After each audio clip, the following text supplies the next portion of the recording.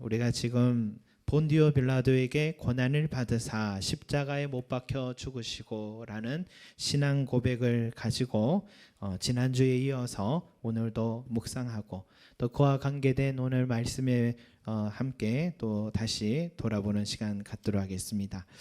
제가 이 말씀을 준비하면서 여러분들도 기억하시겠지만 요한복음 강해에 있었던 그 말씀이 제가 다시 또 다른 묵상을 하는 것보다 가장 또 그때 더 충실했구나 하는 것을 알아서 그 말씀을 가지고 이번 주 다음 주를 다시 한번 리메이크했습니다. 여러분 이해해 주시고 또 한편으로 못 들으신 분들을 위해서는 또 다시 새겨보시는 그런 시간 됐으면 좋겠습니다. 왜 준비 안 하고 그러시냐 그렇게 생각하지 마시고 이해해 주시 바랍니다. 여러분 빌라도는 예수님이 죄가 없으신 분이다라는 것을 누구보다도 잘 알았습니다. 지금 유대인 종교 지도자들이 예수님을 고발한 것이 자신들의 기득권이 빼앗길까 봐서 시기 질투로 또 정치적인 노름을 하고 있다는 것도 빌라도는 잘 알고 있었죠. 그래서 가능하면 이 일에 있어서 그는 손을 떼고 싶고 책임을 지지 않으려고 했습니다. 또 할 수만 있으면 예수님의 이 십자가에 못 박는 사형만큼은 막으려고 했던 것이 빌라도의 마음이라 했죠. 그러려면은 어떻게 예수님은 적당하게 채찍질해야 된다.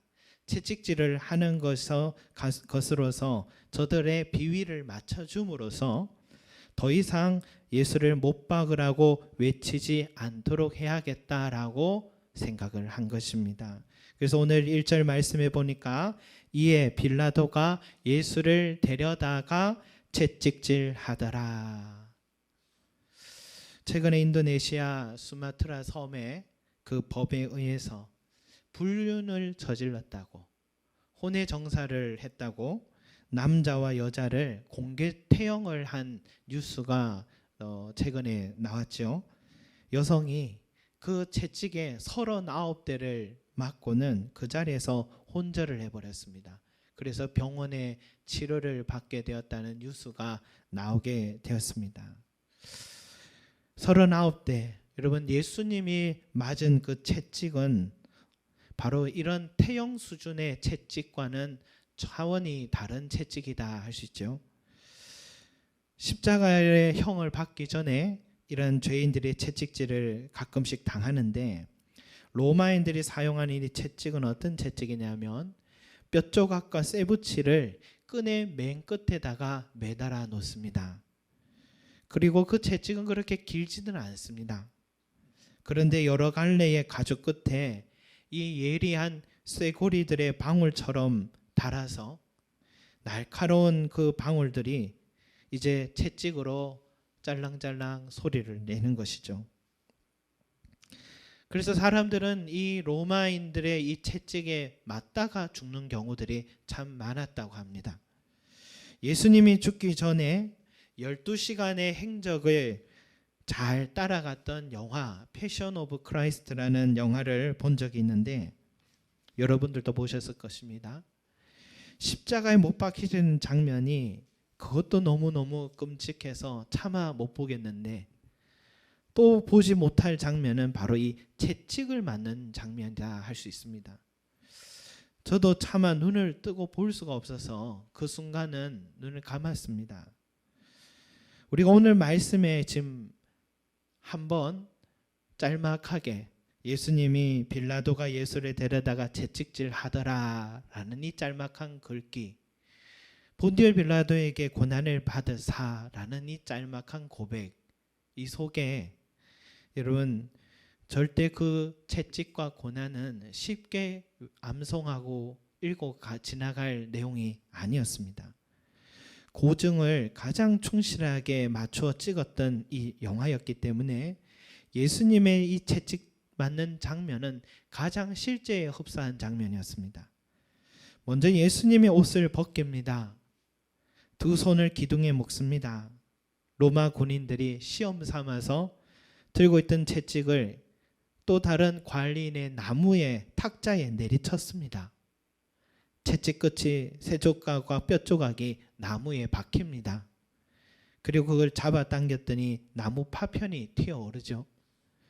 그것을 사람의 몸에 내리친다라고 여러분 생각해 보십시오. 그런데도 뒤에서 채찍을 든 로마 군인들이 마치 백정들과 같이 예수님의 등을 향해 내리칩니다. 꽂힌 채찍을 다시 잡아당길 때 예수님의 그 신음소리는 말로 표현할 수 없는 고통이 담겨 있었습니다. 그 채찍의 갈고리는 등뿐만이 아니라 얼굴과 머리와 가슴과 옆구리까지 파고들어서 점점 온몸이 피범벅이 되어 가고 있습니다. 피가 튈 때마다 채찍을 든 군인들은 더 흥분하고 끝까지 버티고 서 있는 예수를 보면서 더 흥분해서 후려칩니다.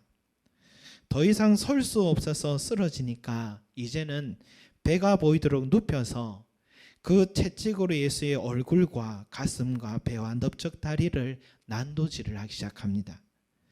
바울의 고백에 의하면 로마인들은 그런 채찍을 40에 하나 감안매 39대를 친다고 합니다. 그러니까 예수님이 지금 39대를 맞으며 온몸이 난도질을 당한 것입니다.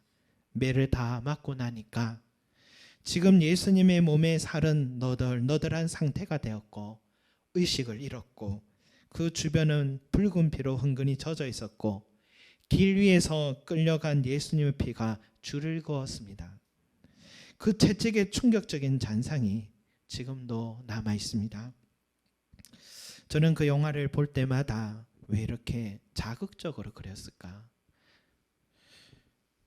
그래도 보는 관객들을 위해서 영화의 수위를 좀 조절하지 왜 이렇게 자극적으로 그렸을까?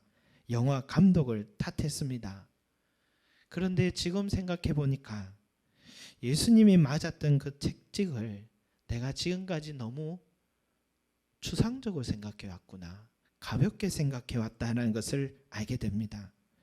어쩌면 영화 감독이 성경의 이 내용을 가장 충실하게 정직하게 지켜보고 있었던 것이죠. 그리고 날카로운 가시 엉겅퀴로 만든 가시관, 그것을 예수님 머리에 씌우는데 로마 군인들은 웃으면서 막대기로 머리와 가시 사이를 지렛대 삼아서 더 깊이 가시관을 억지로 씌우니까 가시가 머리살을 찌를 때 예수님은 비명을 지르십니다. 그리고는 자색옷을 입힙니다. 자색옷은 당시 왕족이나 귀족들이 입는 옷인 것이죠. 그리고 군인들이 유대인의 왕이여 평안할지어다 엎드려 조롱을 하고 다시 일어나서 손으로 그 얼굴을 폭행하고 침을 뱉었습니다. 빌라도는 이 모든 과정이 끝나고 그렇게 죽기 직전까지 채찍질하고 가시관을 씌우고 자색옷을 입힌 초라한 행색으로 예수님을 유대인들 앞에 세웠죠. 그리고는 이렇게 말합니다. 오늘 말씀해 보니까 보라 이 사람이로다. 이 말은 이런 뜻이죠. 너희가 그렇게 십자가에 못 박혀 죽어야 한다고 하니까 그래 내가 이렇게 먼저 채찍으로 이 예수를 거반 죽였다. 이제 여기서 끝내는 것이 옳지 않느냐. 그런 뜻이었습니다. 그런데 예수님이 무슨 잘못을 했다고 무슨 억한 심정이 있다고 거반 죽은 예수를 보면서도 대제사장들과 장로들과 백성들이 외칩니다. 십자가에 못 박으소서 십자가에 못 박으소서 외칩니다. 저는 이 말씀 보면서 영상을 보면서 감동과 깨달음이 있어야 되는 이 말씀 앞에서 나오는 것은 욕이 나옵니다. 어떻게 한 인간이 또 다른 인간이 이렇게 망신창이가 되게 할 수 있을까? 자기의 기득권을 지키고자 시기 질투로 무조건 죽여야 한다고 하는 저 종교 지도자들을 생각하면서 욕이 나오고 자기 입지를 위해 그들의 비위를 맞추기에 채찍질을 허락한 빌라도를 보면서 욕이 나오고 낄낄대면서 후려치는 백정 같은 로마 군인들을 생각하면 욕이 나오고 무식해서 늘 가진 자들에게 이용당하는 저 백성들을 보면서 욕이 나오는 것입니다. 그들 모두 다 지나친 행동을 하고 있죠. 인간이 인간에게 해서는 안 되는 죄를 저지르고 있고 절대로 용서받을 수 없는 죄를 저지르고 있습니다. 저주받아서 마땅한 짓을 했죠. 그래서 이들을 욕해도 된다고 저는 생각합니다.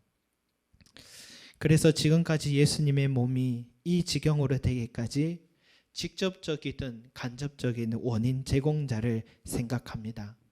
너 때문에 예수가 이 지경이 된 게 아니냐.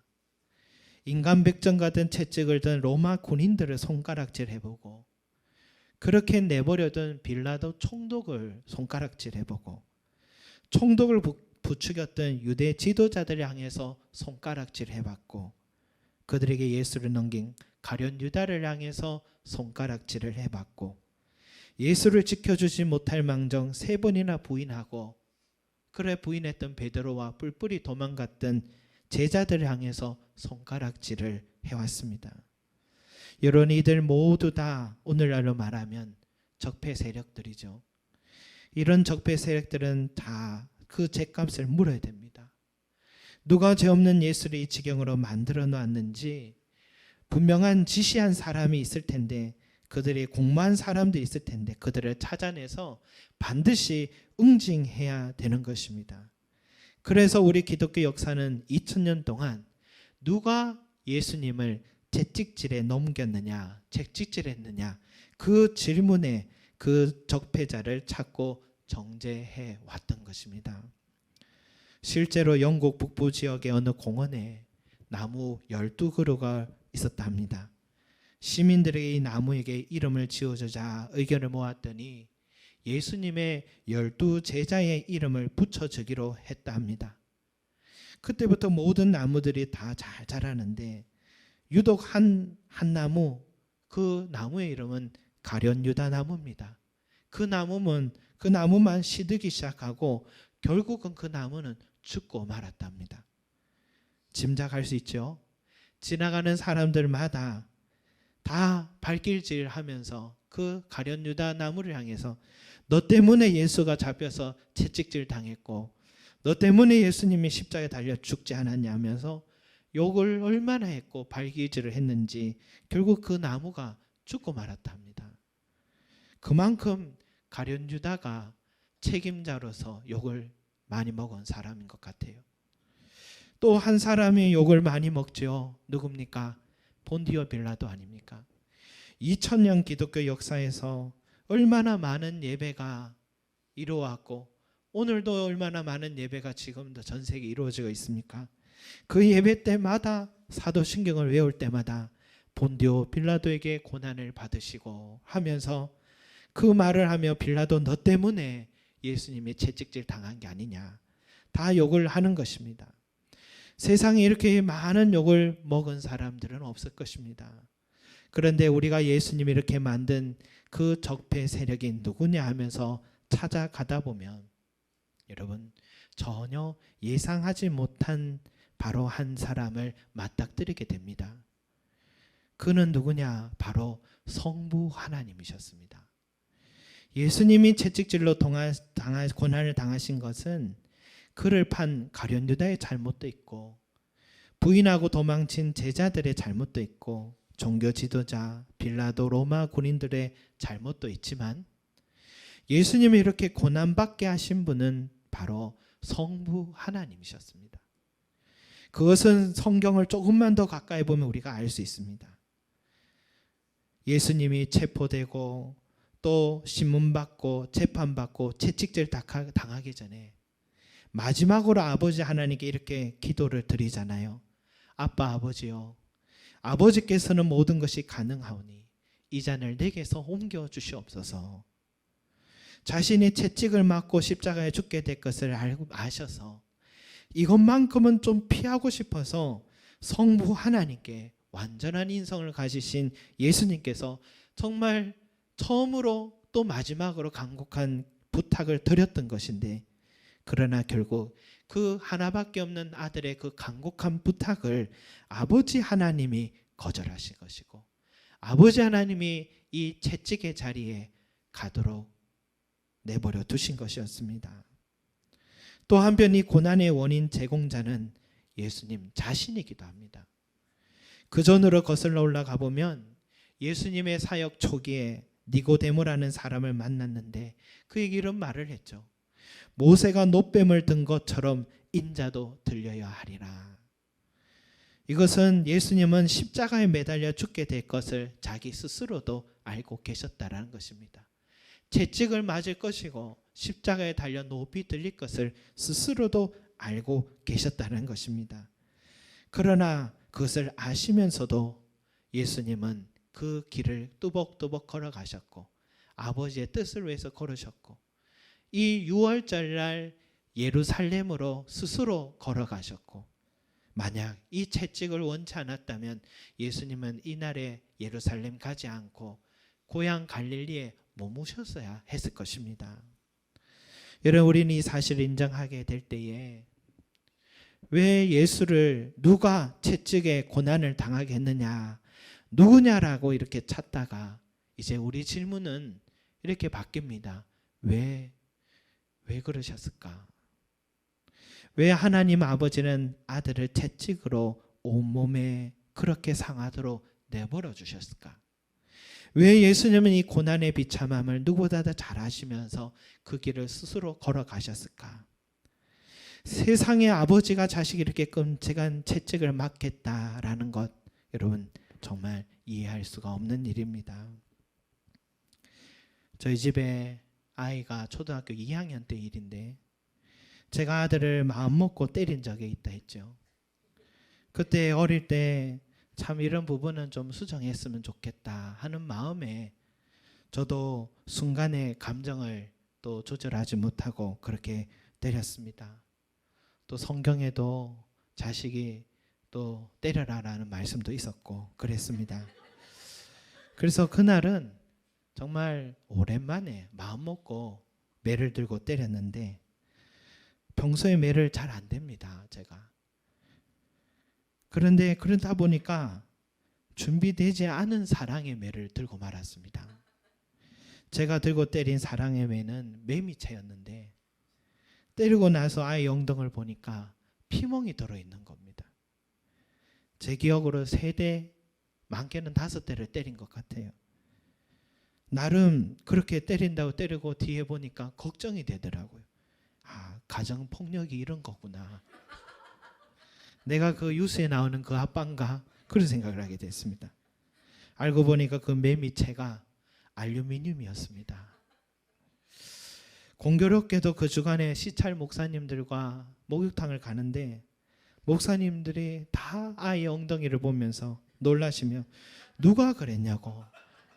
그러니까 저희 아이가 우리 아빠가 저를 이렇게 때렸다고. 오는 길에 또 사모님들께도 차 안에서 우리 아빠가 저를 이렇게 때렸다고. 집에 손님이 왔는데 또 보여주면서 우리 아빠가 이렇게 때렸다고. 전부 다 너희 아빠가 그랬다고 다 놀라는 거예요. 평소에 안 그럴 것 같은 아빠가 왜 그래 때렸냐고. 그렇게 저를 정말 나쁜 사람으로 볼 때 한동안 곤욕을 치른 경험이 있습니다. 그 시퍼런 엉덩이를 본 사람들은 모두 다 이런 질문하죠. 왜 이 어린아이를 이렇게 때렸고 힘없는 아이를 그래 때렸느냐. 너무 심하다라는 것이죠. 여러분, 우리도 예수님의 몸에 난 그 채찍과 상처들을 보면서 그 고통에 대해 알면 알수록 왜라는 질문이 떠나지 않습니다. 왜 아버지 하나님은 아들을 이렇게 채찍으로 내어주셨는가? 왜라는 질문을 하지 않을 수 없습니다. 그 질문을 우리가 던질 때에 우리는 성경의 본뜻을 더욱더 가까이서 확인하게 되는 것입니다. 그것은 이사야서 53장의 말씀에 있습니다. 같이 한번 찾아보겠습니다. 이사야서 53장 4절에서 6절 말씀입니다. 이사야서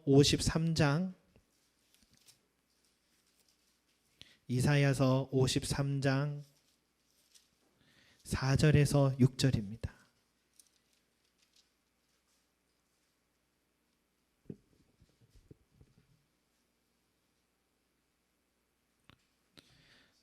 구약 성경 1033쪽에 있습니다. 이사야서 53장 4절에서 6절 말씀입니다. 같이 읽겠습니다. 예, 이사야서 53장 4절에서 6절.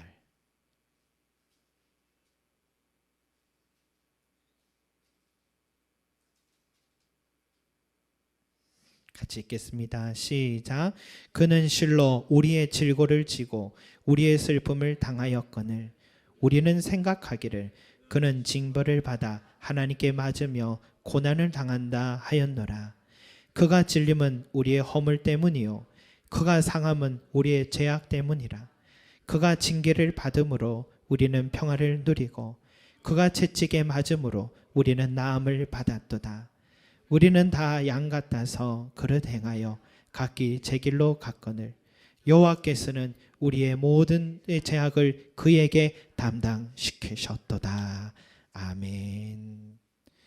예수를 채찍으로 때린 로마 병사들과 빌라도를 원망하다가 그들의 손에 넘긴 종교 지도자 가룟 유다를 또 원망하다가 예수님을 채찍으로 내버려 두신 분이 다른 사람이 아니라 바로 아버지 하나님이란 사실 앞에 우리는 왜라는 질문을 던졌더니 전혀 새로운 사실을 깨닫게 되었죠. 예수님이 채찍을 맞은 것은 바로 나 때문이란 사실입니다. 나의 허물 때문에 찔리셨고 나의 죄악 때문에 온몸이 상하셨고 우리의 분쟁 때문에 징계를 받으셨고 우리의 마음과 육체의 질병 때문에 채찍을 맞으셨던 것입니다. 우리 때문에 그 날카로운 쇳덩이와 뼈조각에 달려있는 채찍을 맞으셨으면 했던 것입니다. 그래서 성부 하나님은 아들의 그 부탁을 거절하셔야 했고 성자 예수님도 우리를 사랑하셔서 뚜벅뚜벅 채찍의 장소로 걸어가신 것입니다. 예수님이 그 날카로운 채찍을 맞을 때마다 망신창이가 된 내 영혼의 살이 돋아났고 또 한 번 채찍을 견딜 때마다 내 안에 엉클어진 하나님의 형상이 다시 회복되었고 또 한 번 채찍을 견디면 하나님과 우리 사이를 가로막은 죄의 먹구름이 차츰차츰 걷어졌고 또 한 번 채찍을 견디면 죄로 인해 자격 없던 우리들이 의로워졌기 때문인 것입니다. 그래서 한 대 맞을 때마다 너무 심한 고통에 곧 죽을 것 같은 신음소리를 내면서도 또다시 예수님은 일어서서 자기 등을 내미셨던 것입니다. 내가 이렇게 찔림으로 내 사랑하는 자들의 허물이 벗겨지고 내 몸이 이렇게 망신창이가 되고 살이 너덜너덜해져도 내 사랑하는 자들의 죄가 씻겨진다면 내가 이렇게 징계를 견딤으로 내 사랑하는 자들과 내 아버지 사이가 화평케 된다면 내가 오늘 이 채찍을 다 견뎌서 내 사랑하는 사람들을 깨끗이 낫기만 한다면 나는 끝까지 예수님을 이 길을 끝까지 걸어가며 이성을 잃고 끌려가실 때까지 채찍을 견뎌내셨던 것입니다. 여러분, 예수님이 맞은 그 채찍은 누구 때문이 아니라 바로 나를 사랑하셔서 나를 살리기 위한 아버지의 뜻임을 여러분 기억하시기 바랍니다. 우리가 의롭다함을 얻게 된 것도 채찍으로 피 흘림 때문이고 우리가 나음을 얻음도 예수님이 채찍을 맞음 때문이었습니다. 사랑하는 성도 여러분, 우리가 받은 구원은 그저 받은 것이 아닙니다. 은혜라고 하니까 그저 받은 것 같지만 그러나 우리에게는 그저 받은 은혜였는지 몰라도 우리 예수님과 아버지 하나님의 입장에서는 상상할 수 없는 대가를 치르셨다라는 사실을 여러분 우리가 잊지 말아야겠습니다.